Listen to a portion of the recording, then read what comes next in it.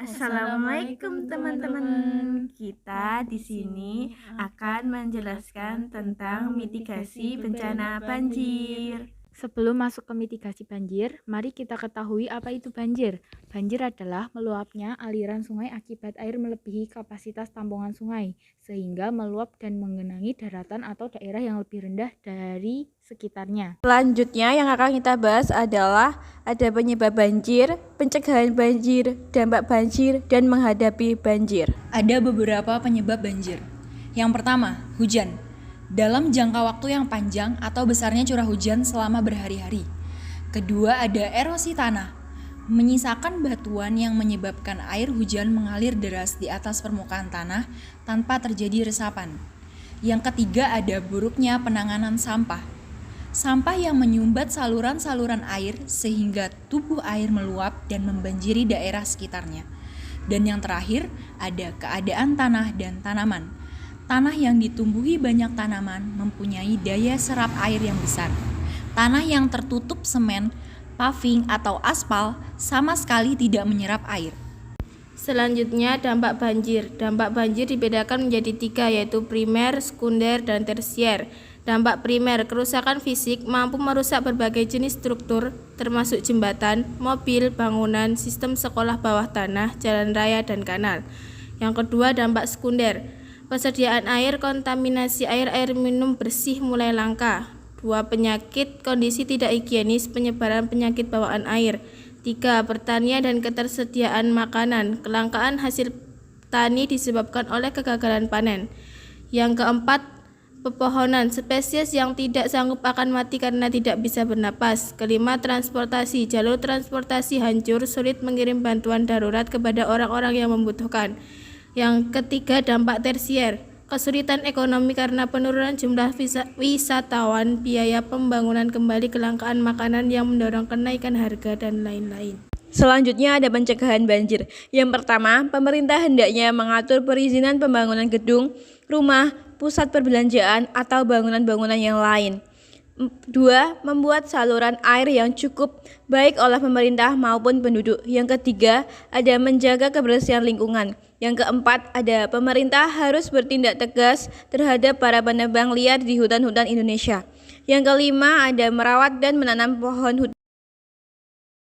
Yang terakhir, ada pemerintah dan masyarakat harus bekerja sama untuk merehabilitasi sungai-sungai. Selanjutnya, cara menghadapi banjir. Yang pertama, sebelum terjadi bencana banjir, ada menentukan lokasi yang bisa dijadikan lokasi pengungsian. Kedua, melatih diri dan anggota keluarga hal-hal yang harus dilakukan apabila terjadi bencana banjir. Ketiga, mendiskusikan dengan semua anggota keluarga tempat di mana anggota keluarga akan berkumpul usai bencana terjadi banjir. Yang keempat, mempersiapkan barang-barang atau hal-hal yang perlu saat terjadi banjir.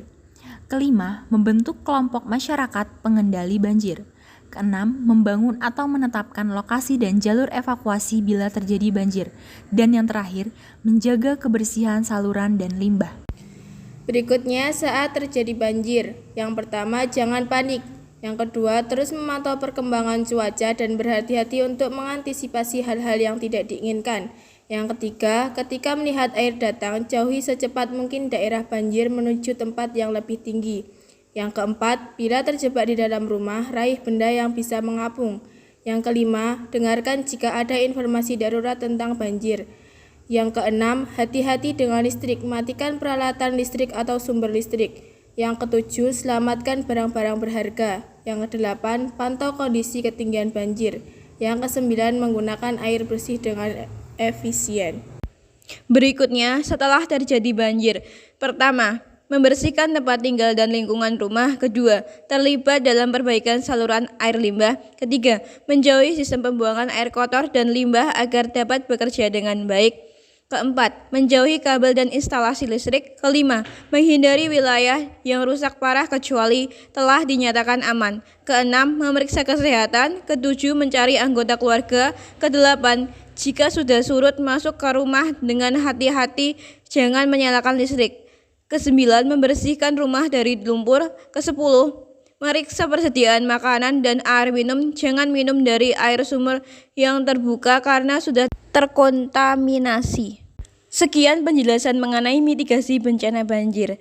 Setelah ini, mari kita menyaksikan tentang video bencana banjir yang berdurasi 1 menit.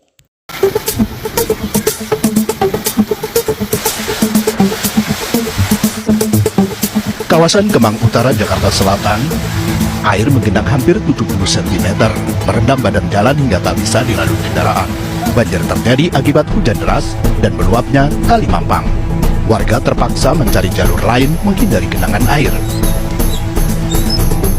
Sementara di Ciledug Raya, Jakarta Selatan, genangan setinggi pinggang orang dewasa terjadi di perempatan Seskoal. Banjir terjadi usai hujan deras mengguyur. Akibatnya arus lalu lintas terputus. Arah Ciledug Raya ke Cipulir macet panjang. Pengendara yang tidak sabar banyak yang memilih putar balik. Sementara pengendara yang nekat menerobos genangan banjir mogok akibat mesin kemasukan air. Permukiman warga di Jalan Bangka 1, Jakarta Selatan juga terendam air setengah meter. Banjir akibat hujan deras diperparah dengan buruknya sistem drainase dan kontur tanah yang rendah. Kawasan Bangka 1 merupakan wilayah langganan banjir di ibu kota, terlebih jika hujan deras mengguyur dengan. Sekian video penjelasan dari kami. Wassalamualaikum warahmatullahi wabarakatuh.